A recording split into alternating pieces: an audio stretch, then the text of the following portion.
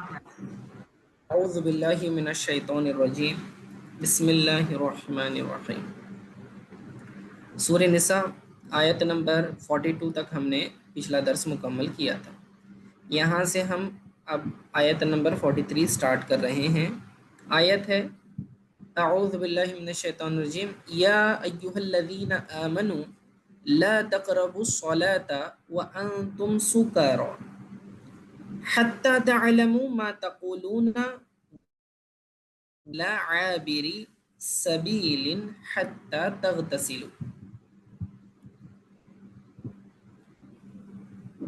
اب یہاں اس آیت میں حکم بیان کیا جا رہا ہے کہ اے ایمان والو، تم نشے کی حالت میں نماز کے قریب مت جاؤ یہاں تک کہ تم وہ بات سمجھنے لگو جو کہتے ہو، اور نہ حالت جنابت میں نماز کے قریب جاؤ تاکہ تم جب تک کہ تم غسل نہ کر لو، سوائے اس کے کہ تم سفر میں راستہ طے کر رہے ہو۔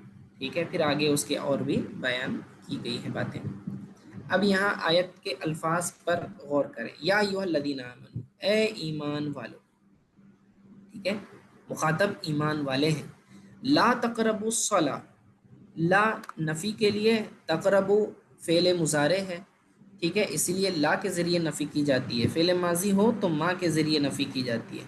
تو لا تقربوا، قریب مت جاؤ، کس کے؟ الصلاۃ، نماز کے۔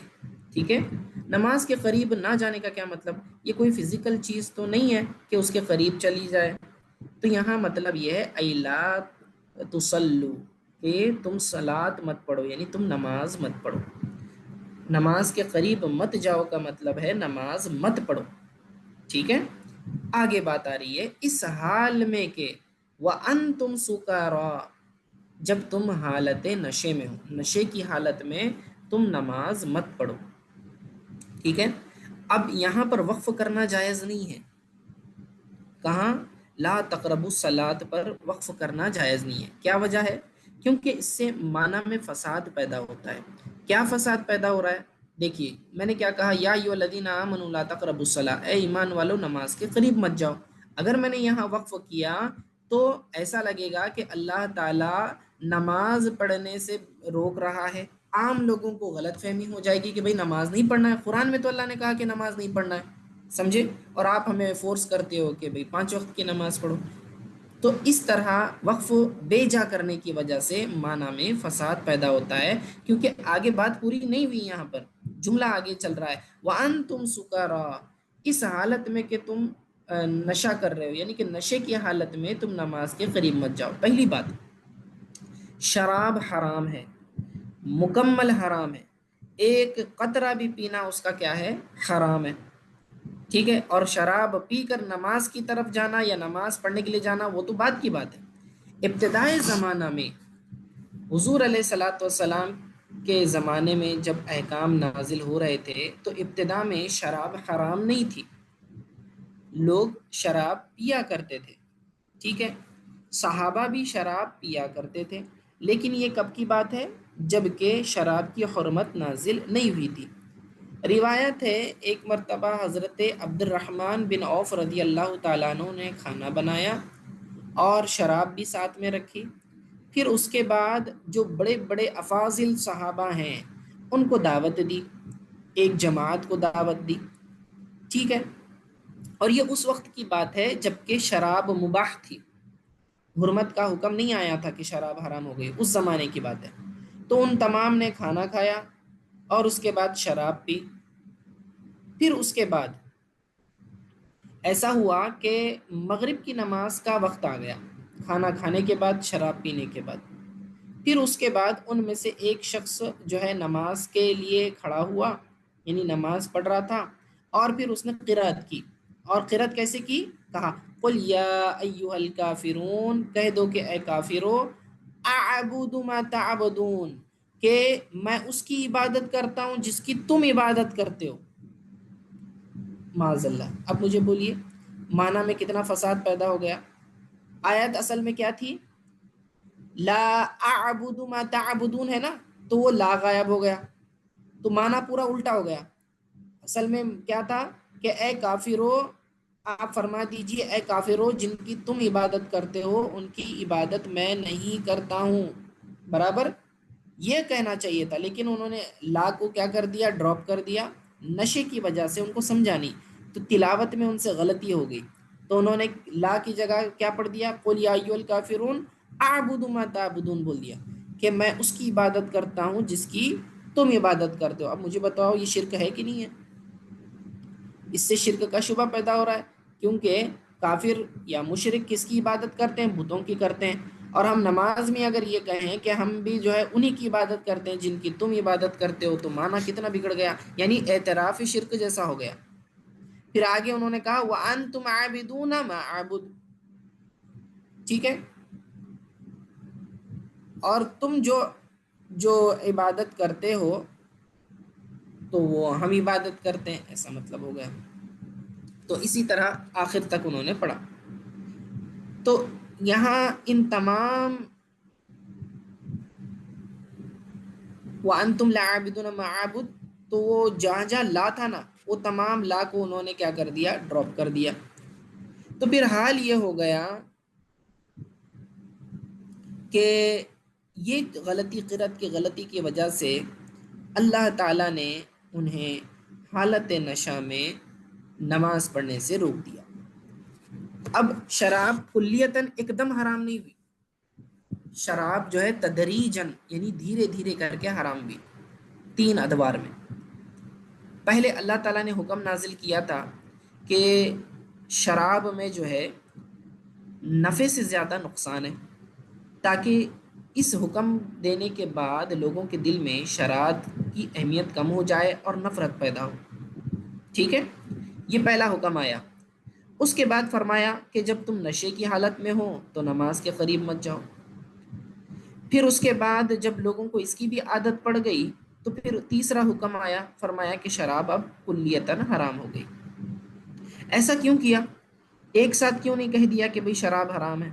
وجہ یہ ہے کہ ابتدائے زمانہ میں لوگ نئے نئے مسلمان ہوئے تھے اور انہیں شراب کی عادت تھی، اور احکام اگر فوراً سخت نازل ہوتے تو لوگ دین سے متنفر ہو جاتے، اور ان کے لیے اس حکم پر عمل کرنا ناممکن ہو جاتا، کیونکہ شراب کی انہیں پہلے سے عادت تھی، اور اگر وہ حضور علیہ الصلوۃ والسلام کی حضور کی موجودگی میں نافرمانی کرتے تو فوراً ان کے اوپر عذاب آ جاتا۔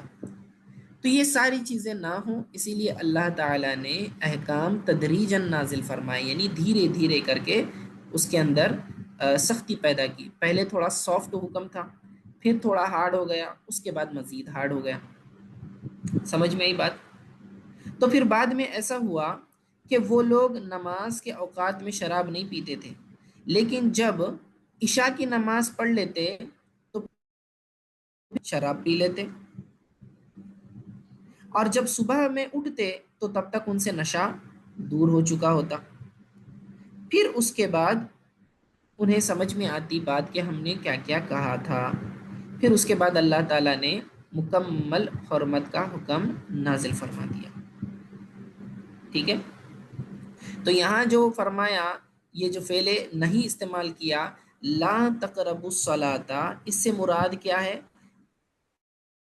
اس سے اقامت صلاۃ کے اندر فرق پڑتا ہے، تمہارے نشے کی وجہ سے تمہاری اقامت کے اندر نماز قائم کرنے میں فرق پڑتا ہے، اس سے تمہاری نماز بھی غلط ہو جاتی ہے۔ آدمی جو کچھ نشے کی حالت میں کہتا ہے اسے یاد بھی نہیں رہتا، اسے ہوش بھی نہیں رہتا، سمجھے؟ تو اس وجہ سے پھر انہیں منع کر دیا، کیوں؟ کیونکہ وہ عقل کو معوف کر دیتی ہے، نشہ کیا کرتا ہے؟ عقل کو معوف کر دیتا ہے، اور اس کے اندر عجیب و غریب قسم کے جو ہیں کیفیات پیدا کر دیتی ہے، ٹھیک ہے، جیسے کہ مدہوشی، یا پھر نیند، یا پھر غصہ، یا بے حساب خوف وغیرہ۔ تو اس طرح کے جو فیلنگز ہیں وہ انسان کی ابھرتی ہیں، اور آدمی سٹیبل نہیں رہتا، اور وہ کام کر بیٹھتا ہے جو اسے نہیں کرنا چاہیے، ٹھیک ہے۔ تو اس بات پر اتفاق ہے کہ شراب کلیتاً حرام ہے، ٹھیک ہے، ایک قطرہ بھی اس کا اب حلال نہیں ہے۔ اور یہ جو آیتیں ہیں جو ابتدائے حرمت کے متعلق تھیں یہ منسوخ ہیں. یہ آیتیں کیا ہیں؟ منسوخ الحکم ہے، منسوخ التلاوہ نہیں ہے. منسوخ کا مطلب کہ نیا حکم آ گیا، اب پرانے حکم پر عمل نہیں ہوگا. ٹھیک ہے، تو اب یہ جو آیت ہے یہ منسوخ ہے. اس کا مطلب کیا کہ اب اس پر عمل نہیں کیا جائے گا. کل کو کوئی شخص جس کو بیسک ترجمہ پڑھنے آتا ہو قرآن کا پڑھ لے اور یہ کہے اچانک کہہ رہے میں نے تو قرآن میں دیکھا اللہ نے فرمایا کہ جب تم نشے کی حالت میں ہو تو نماز مت پڑھو، اس کا مطلب جب نماز نہیں پڑھ رہے تو نشہ کر سکتے، ایسا مفہوم کوئی لے سکتا ہے. برابر. لیکن اسی لیے قرآن کو صرف اپنی عقل سے نہیں سمجھا جاتا، علماء کرام سے سمجھا جاتا ہے، کیونکہ انہیں پتہ ہوتا ہے کہ کون سی آیت قابل عمل ہے اور کون سی قابل عمل اب نہیں رہی، کیونکہ وہ آیت منسوخ ہو چکی ہے. تو اس طرح سے رینڈم قرآن میں کی آیتیں اٹھا لینا یا حدیثیں اٹھا لینا اور پھر لوگوں کو جو ہے گمراہ کرنا، یہ بہت سخت کبیرہ گناہ ہے. ٹھیک ہے، تو جس شخص کو قرآن کا علم نہ ہو، خصوصاً ناسخ و منسوخ کا، اس کو درس دینے کا کوئی حق نہیں.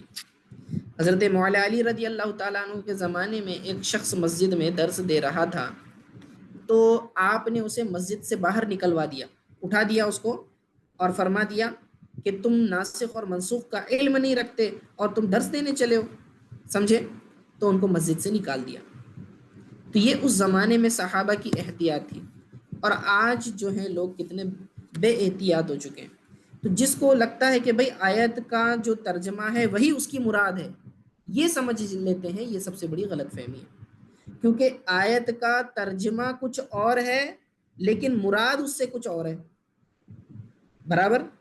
یہاں پر ترجمہ یہ کہہ رہا ہے کہ جب نشہ کرو تو نماز مت پڑھو، اس کا مطلب نماز کے علاوہ وقت میں نشہ کر سکتے، لیکن کیا یہ مراد ہے؟ اب نہیں، مراد الہی یہ ہے نہیں، کیونکہ آیت جو آگے آ گئی بعد میں جو حکم نازل ہوا اس نے تو کلیتاً شراب کو حرام کر دیا. حرمت علیکم الخمر والمیسر، کہ تم پر شراب اور جوا حرام کر دیا گیا، اللہ نے صاف صاف فرما دیا نا. ٹھیک ہے، یہ بات ہے. تو کبھی بھی جو ہے جب کسی آیت کو سمجھنے میں کنفیوژن ہو تو علماء کرام کی طرف رجوع کرنا چاہیے. سکرہ کا معنی ہوتا ہے نشہ، سکرن نشے کو کہتے ہیں. ٹھیک ہے، اور اگر کوئی بھی چیز نشیلی استعمال کی تو یہ اسی کی حرمت کے اندر داخل ہے. کیونکہ شراب کی حرمت کی علت کیا ہے؟ وجہ کیا ہے حرام ہونے کی؟ کیونکہ یہ عقل کو زائل کر دیتی ہے. اور افیون، گانجا یا پھر اس کے علاوہ جو دوسری نشیلی چیزیں ہیں یا نشیلی ڈرگز ہیں، ان سے بھی عقل معوف ہو جاتی ہے، انسان کو ہوش نہیں رہتا اپنے اقوال اور اعمال کا. یہی وجہ ہے کہ وہ بھی حرمت میں داخل ہے. تو جس طرح شراب حرام ہے ویسے ہی دیگر اشیاء نشیلی چیزیں استعمال کرنا حرام ہے. اور یہ اتنا سخت گناہ ہے کہ اس کے اوپر اللہ تعالیٰ نے حد بھی جاری فرما دی. سمجھ میں بات؟ حد کسے کہتے ہیں؟ وہ شرعی سزا جو اسلامی حکومت میں کسی جرم کے کرنے پر لاگو کی جاتی ہے. مثلا کسی نے قتل کیا تو حد جاری ہوتی ہے، زنا کیا تو حد جاری ہوتی ہے. برابر. اسی طرح اگر کسی شخص نے شراب پی اور اس کا شراب پینا ثابت ہو گیا تو اس پر 80 کوڑے لگائے جائیں گے. کتنے؟ 80 کوڑے لگائے جائیں گے. تو یہ اس کی کیا ہے؟ حد ہے، شرعی سزا ہے. سمجھ؟ اور یاد رکھیں اس میں اس بات کی دلیل ہے کیا؟ دیکھیے آیت میں کیا فرمایا، وفي دلیل على ان ردت السکران لیست بردت لان القراءة سورة الكافرون بطریق اللات کفر ولم يحكم بكفر حتى خاطبهم باسم الإيمان وما أمر النبي صلى الله عليه وسلم بين امراته ولا بتجديد الإيمان ولأن امتا اجتمعت علی ان من اجرا کلمۃ الکفر علی لسانہ مخطئا لا حکم بکفر۔ تفسیر مدارک کے اندر یہ مسئلہ لکھا ہوا ہے کہ دیکھو یہ جو سورہ کافرون کو بغیر لا سے پڑھا ہے یہ تو صریح کفر ہے، لیکن چونکہ وہ حالت نشے میں تھے اور غیر اختیاری طور پر ان کی زبان سے اس طرح کے کلمات نکلے جبکہ ان کو یہ وہ مراد بھی نہیں تھے، تو اسی وجہ سے امت کا اجماع ہے کہ اگر کوئی غیر ارادی طور پر زبان سے کلمہ کفر نکل جاتا ہے تو اس سے آدمی کافر نہیں ہوگا جب تک کہ وہ اس کے مفہوم کو سمجھ نہ لے، سمجھے؟ ورنہ حضور علیہ الصلاۃ والسلام انہیں تجدید ایمان کا حکم دے دیتے، کہتے کہ تم سب کافر ہو گئے، تم دوبارہ کلمہ پڑھو، اور ان کے میاں بیوی کے درمیان تفریق کرا دیتے، کہتے کہ تمہارا نکاح ٹوٹ گیا کیونکہ تم نے کلمہ کفر کہہ دیا، تو اب تمہارا نکاح بھی باقی نہ رہا، حالانکہ آقا علیہ الصلاۃ والسلام نے اس طرح کا حکم نہیں دیا۔ تو اس سے ثابت ہوا مسئلہ کہ اگر کوئی شخص جو ہے غیر ارادی طور پر اپنی زبان سے کلمہ کفر نکالتا ہے جبکہ اسے اس کا ہوش نہ ہو، اسے سمجھ نہ ہو کہ وہ کہہ رہا ہے، تو ایسی صورت میں اس کے اوپر کفر کا حکم لازم نہیں کریں گے، لیکن یہ جہالت بہت بری ہے۔ ٹھیک ہے، اب آتے ہیں آیت کے اصل الفاظ کی طرف۔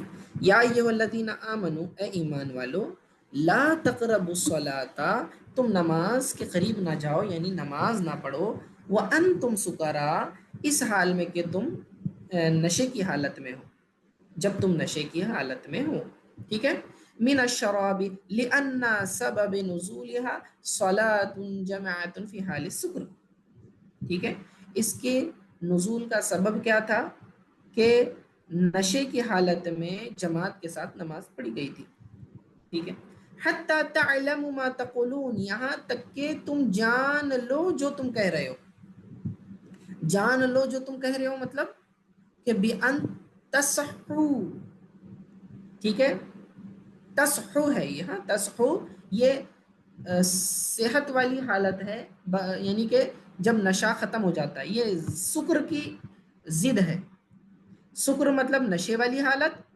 اور جو ہے تصحو یہ بغیر نشے والی حالت، تو وہ یہ جو فرمایا حتی تعلموا ما تقولون، کہ یہاں تک کہ تم جان لو جو تم کہہ رہے ہو، یعنی کہ تمہارا نشہ بالکل اتر جائے، ٹھیک ہے، تو ایسی حالت میں تم نے نماز نہیں پڑھنی ہے۔ یہ ایک پہلا مسئلہ تھا آیت میں۔ پھر اور کب نماز نہیں پڑھ سکتے؟ کہا ولا جنوبن، یعنی کہ جب تم حالت جنابت میں ہو اس حال میں بھی تم نماز نہیں پڑھ سکتے، یعنی ناپاکی کی حالت میں تم نے نماز نہیں پڑھنا ہے، ٹھیک ہے، بِإِلَاجِ او انزالی نصبہ علی الحال، چونکہ یہ حال ہے تو حال آپ کو پتہ ہے منصوب ہوتا ہے، اس وجہ سے اس کے اوپر نصب ہے جنوبن، ٹھیک ہے، یہ مطلب یہ ہوگا لا تقربوا الصلاۃ وانتم جنوبا، کہ تم نماز کے قریب نہ جاؤ جب تم حالت جنابت میں ہو، تو چونکہ یہ حال بیان کیا گیا ہے اس وجہ سے یہ منصوب ہے، اس کے اوپر نصب آیا ہے، سمجھ میں آئی بات؟ ٹھیک ہے، وَنَصَبُوا عَلَى الْحَالِ وَهُوَ يُطْلَقُ عَلَى الْمُفْرَدِ وَغَيْرِهِ، اور یہ جو ہے مفرد پر بھی اطلاق ہوتا ہے اس کا، اور جمع پر بھی اطلاق ہوتا ہے، ٹھیک ہے، ہاں چلیں، إِلَّا عَابِرِ سَبِيلٍ،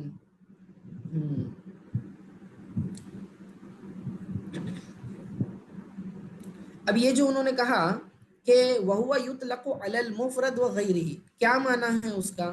کہ اس کا اطلاق مفرد پر بھی ہوتا ہے اور غیر پر بھی ہوتا ہے۔ غیر سے مراد مفرد کے علاوہ کون سی چیزیں ہیں؟ تثنیہ ہیں، جمع ہے، مذکر ہے، مؤنث ہے، ٹھیک ہے، کیونکہ اس میں جو ہے مصدر کو ذکر کیا گیا ہے، ٹھیک ہے، یہ جاری مجرا، جرا مجرا المصدر کہتے ہیں اس کو، اور اصل میں اس کا مصدر اجناب ہے، اور اسی لیے کہا جاتا ہے رجل جنوب، کہ جنبی آدمی، ورجلان جنوب، دو جنبی آدمی، ورجال جنوب، کہ سارے مرد جو ہے جنبی، وامرأۃ جنوب، ایک جنبی عورت، وامرأتان جنوب، اور دو جنبی عورتیں، ونساء جنوب، یہ کیا کہتے ہیں تمام جو ہے جنبی عورتیں. تو دیکھا آپ نے یہ جو جنوباً لفظ استعمال کیا گیا ہے یہ مفرد پر بھی اس کا اطلاق ہوتا ہے، تثنیہ پر بھی اطلاق ہوتا ہے اور جمع پر بھی اطلاق ہوتا ہے. سمجھ میں آئی بات؟ اطلق علی المفرد وغیرہ. اور جنوباً لفظ کا اطلاق یہ مفرد، مثنی، جمع، مذکر، مؤنث سب پر ہوتا ہے. ٹھیک ہے. اگلی بات دیکھیں، الا عابری سبیل، الا عابری. اب یہ اس کا معنی کیا ہے کہ جب تم مسافر ہو، اے طریق، سبیل یعنی راستہ. ٹھیک ہے. جب تم راستہ طے کر رہے ہو یعنی کہ تم مسافر ہو، حتی تغتسلوا، یہاں تک کہ تم غسل کر لو. تو اللہ نے فرمایا کہ اے ایمان والو تم نماز کے قریب مت جاؤ جب تم حالت جنابت میں ہو یا تم سفر میں ہو، یہاں تک کہ تم غسل کر لو. سمجھ میں یہ بات؟ تو جب تک تم غسل نہیں کرتے تب تک تم نماز نہیں پڑھ سکتے. حالت جنابت میں یا ناپاکی کی حالت میں نماز پڑھنا یہ حرام اور کبیرہ گناہ ہے. لیکن اگر جان بوجھ کر کرتا ہے تو کفر بھی ہے، کیونکہ اس نے حرام کو حلال سمجھا. کیونکہ اللہ نے کیا فرمایا، منع آیا نا، منع وارد ہوئی ہے، لا تقربو فرمایا. تو اس سے حرمت ثابت ہو رہی ہے نماز حالت جنابت میں پڑھنے کی. اور اگر کوئی شخص جان بوجھ کر ناپاکی کی حالت میں نماز پڑھتا ہے گویا کہ وہ اللہ کے حرام کردہ کو حلال سمجھ رہا ہے، اس وجہ سے کفر لازم ہوگا. ٹھیک ہے. حتی تغتسلوا فلکم ان تصلوا، تو پھر اس کے بعد تم نماز پڑھ سکتے ہو. واستثناء المسافر، استثناء المسافر لأن له حكما آخر سيأتي. وقيل المراد النحي عن قربان موادع الصلاة أي المساجد إلا عبورها من غير مكث. دیکھو یہاں پر ایک مسئلہ ذکر کر رہے ہیں. وہ کہتے ہیں کہ بھئی یہ بات تو سمجھ میں آتی ہے کہ حالت جنابت میں نماز نہ پڑھی جائے، لیکن یہ کیوں کہا کہ جب تم مسافر ہو؟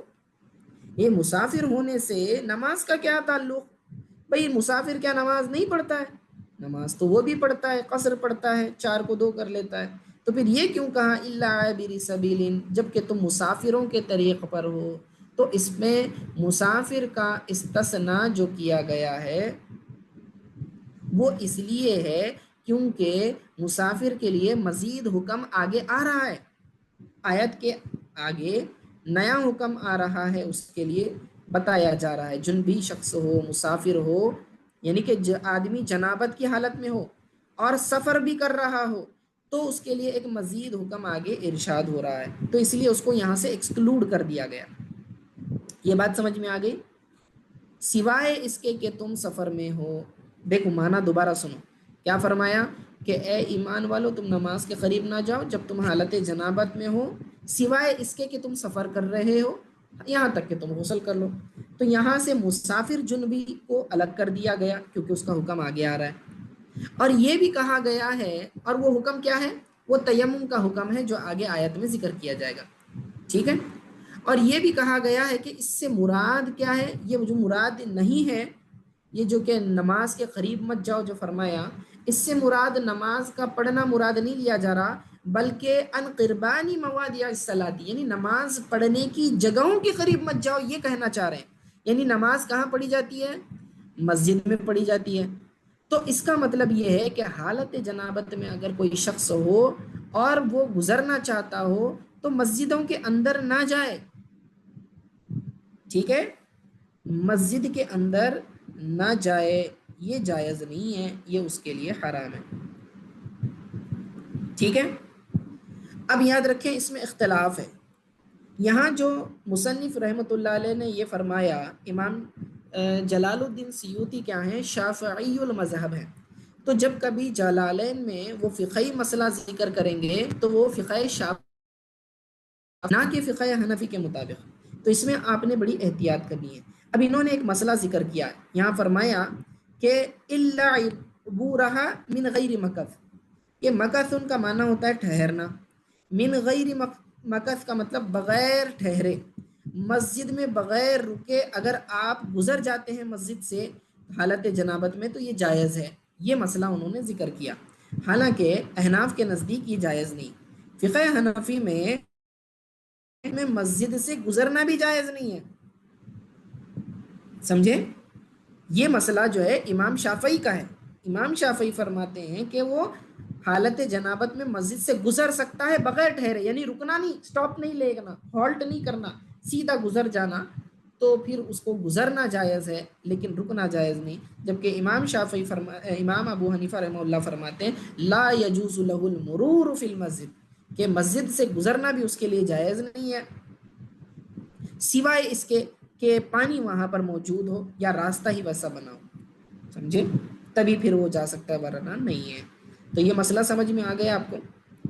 آگے فرمایا وَإِن كُنتُم مَرْضَىٰ، اور جب اگر تم بیمار ہو، ان کنتم مرضى سے مراد مریدن، اگر تم مریض ہو، یضرہ الماء، جبکہ تمہیں پانی کا استعمال کرنا نقصان پہنچاتا ہو، او علی سفر، یا پھر تم سفر میں ہو یعنی کہ مسافر ہو۔ دیکھو مسافر کا ذکر آگے آ گیا، اسی لیے پچھلی آیت کے پچھلے جز میں او عابری سبیل کہہ کر اس کو ایکسکلوڈ کر دیا گیا تھا، تو فرمایا او علی سفر یعنی کہ تم مسافر ہو، وانتم جنوبن او محدثون، تم مسافر بھی ہو اور جنبی بھی ہو، یا پھر تم حالت ناپاکی میں ہو۔ دیکھو حدث جو ہے ناپاکی کو کہتے ہیں، محدث کا معنی ناپاک آدمی، اور ناپاک دو طرح کا ہو سکتا ہے بھائی، حدث اصغر بھی ہو سکتا ہے، حدث اکبر بھی ہو سکتا ہے۔ حدث اصغر کا مطلب چھوٹی ناپاکی، یعنی کہ وضو کا ٹوٹنا یہ چھوٹی ناپاکی ہے، حدث اصغر کہلاتی ہے، اور حدث اکبر بڑی ناپاکی جبکہ آدمی حالت جنابت میں ہو، جب غسل فرض ہو جاتا ہے، اس کو کہتے ہیں بڑی ناپاکی۔ تو یہ انہوں نے کہا کہ جب تم سفر میں ہو اور جنابت کی حالت میں ہو، یا پھر انت او محدثون، یا تم جو ہے بے وضو ہو، ایسا ترجمہ کریں آپ، بے وضو ہو، تو کیا کرنا ہے؟ او جاء احد منکم من الغائط، یا تم میں سے کوئی جو ہے وہ مطلب بیت الخلاء سے ہو کر آئے، یہ میں ترجمہ کر رہا ہوں اس کا، یعنی کہ اپنی حاجت سے فارغ ہو کر آئے، ٹوائلٹ باتھ روم کو گیا تھا، وہاں سے قضائے حاجت کے بعد آیا۔ تو غائط کا معنی ایک تو آڑ ہوتا ہے، دیوار ہوتا ہے، جب پہلے زمانے میں ٹوائلٹ واش روم وغیرہ نہیں ہوتے تھے تو پیچھے وہاں جا کر جو ہے بیت الخلاء کر کے آتے تھے، تو غائط سے مراد یہاں پر مکان مراد ہے جو قضائے حاجت کے لیے جایا جاتا ہے، تو یعنی کہ ٹوائلٹ۔ ابھی آج اگر آپ جدید عربی میں کہیں گے تو مرحاض لفظ استعمال ہوتا ہے واش روم کے لیے، ٹھیک ہے، مرحاض۔ تو اگر کوئی مرحاض سے آتا ہے یعنی کہ غائط سے آتا ہے، ٹوائلٹ کر کے آتا ہے، یہ بھی ایک کیس انہوں نے بتا دیا۔ آگے فرما رہے ہیں هو المكان المعد لقضاء الحاجة الاحدث او لامستم النساء، یا پھر تم جو ہے عورتوں کو تم نے چھوا ہو۔ اب یہاں چھونے سے مراد کیا ہے؟ ہم جو ہے اس سے جمع مراد لیتے ہیں، یعنی کہ اگر عورتوں کے ساتھ فزیکل ریلیشن ہوا ہو تو ایسی صورت میں کیا، اب یہ الگ الگ سیناریو بتا رہے ہیں۔ نمبر 1 مریض ہونا، نمبر 2 مسافر ہونا، نمبر 3 واش روم جا کر آنا، نمبر 4 جو ہے حالت جنابت کا ہونا، ٹھیک ہے، یہ الگ الگ صورتیں انہوں نے بتائیں اللہ تعالیٰ نے۔ آگے فرمایا فَلَمْ تَجِدُوا مَاءً، پھر تم پانی نہ پاؤ تو کیا کرو؟ فَتَيَمَّمُوا، تو تیمم کرو۔ تو مسئلہ یہ بتا رہے ہیں کہ اگر کوئی حالت جنابت میں چاہے غسل فرض ہو یا پھر چاہے اسے وضو کی حاجت ہو، ٹھیک ہے، دونوں صورتوں میں اگر پانی نہ پایا جائے یا پانی موجود ہو لیکن مریض ہونے کی وجہ سے، بیمار ہونے کی وجہ سے استعمال نہ کیا جا سکتا ہو، تو ایسی صورت میں تیمم کرنا جائز ہے، ٹھیک ہے، تیمم کرنا یہ جائز ہو جائے گا۔ اب اس کے یہاں پر قراتوں کی بحث کی ہے انہوں نے، اس کے اندر کیا کہا ہے دیکھیے، وفی قرات بلا الف، یہ جو ہے نا وکلاہما بمعنی اللمس او لامستم النساء، بغیر الف کے بھی ہے، تو یہاں اس سے مراد کیا ہے؟ بمعنی اللمس هو الحبس بالید، اور یہاں لمس سے کیا مراد لے رہے ہیں؟ ہاتھ سے سے پکڑنا. قالہ ابن عمر وعلیہ الشافعی. سمجھے؟ تو یہ ابن عمر کا قول ہے اور اسی پر جو ہے امام شافعی بھی قائم ہے.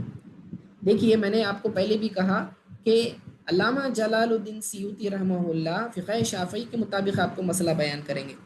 امام شافعی کے نزدیک مسئلہ یہ ہے کہ اگر کوئی عورت کو جو ہے بالغ عورت کو بغیر کسی آڑ کے چھوتا ہے، صرف ٹچ کرتا ہے تو بھی وضو ٹوٹ جاتا ہے. سمجھ میں آئی بات؟ لیکن احناف کے نزدیک اس سے وضو نہیں ٹوٹتا. ہم لمس سے یہاں پر جو ہے فزیکل ریلیشن یعنی کہ جمع مراد لیتے ہیں، جبکہ امام شافعی کیا مراد لیتے ہیں؟ لٹرل چھونا مراد لیتے ہیں، ٹچ کرنا. سمجھے؟ بیسک جو ہاتھ سے چھونا مراد ہوتا ہے وہ مراد لیتے ہیں امام شافعی. اسی لیے امام شافعی نے کہا کہ جب کوئی کسی بالغ عورت کو بغیر کسی آر کے چھوئے گا، ٹچ کرے گا، تو پھر اس سے اس کا کیا ہوگا. سمجھے؟ یہ بات ہے. والحق به الحبس بباقی بشرتی وعن ابن عباس والجماع. اب انہوں نے دوسرا مسلک بھی ذکر کیا، اور صحیح بات یہ ہے کہ پورے بدن کو جو اسکن کو ہے چھونا مراد ہے بولنا چاہ رہے ہیں، اور کہتے ہیں کہ ابن عباس کا قول ہے کہ اس سے جمع مراد ہے. اب یہ فقہ حنفی کا مسئلہ ہے. سمجھے؟ امام ابو حنیفہ کے نزدیک اس سے کیا مراد ہے؟ جمع مراد ہے. اور یہ قول کس کا ہے؟ حضرت ابن عباس کا قول ہے. تو یہ دونوں مسئلے انہوں نے یہاں پر ذکر کر دیے. اس کو ہم اصول شاشی میں تفصیل سے پڑھیں گے انشاءاللہ.